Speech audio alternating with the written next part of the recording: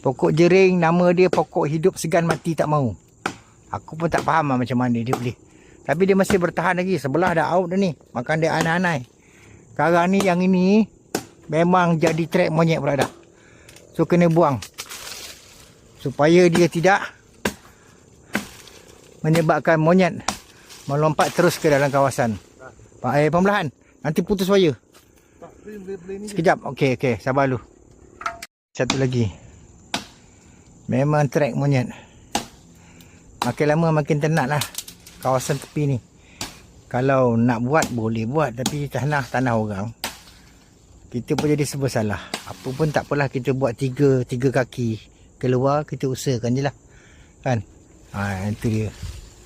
So yang atas tu pun sama lah tu. Kita nak kena selesaikan masalah ni satu per satu. Okey. Oh, dia ke bawah. Ni satu lagi kita nak kena bagi penghabis. Tak boleh biar.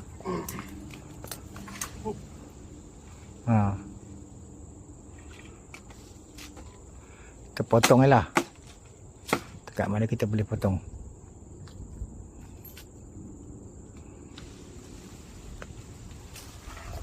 Pelan-pelan. Buat yang tu dulu.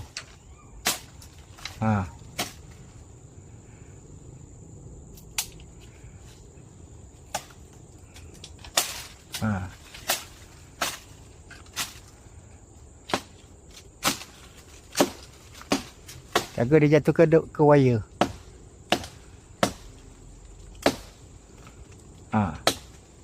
Tarik.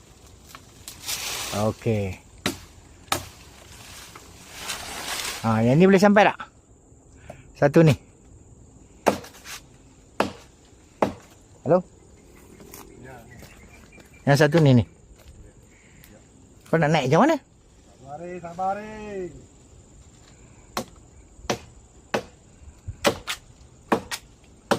Okey, kita buang sikit-sikit dah. Hop, daga jatuh.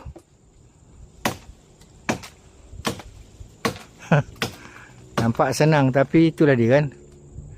Paksa diselesaikan juga. Tarik tu. Racik-racikkan sikit, dah tinggal.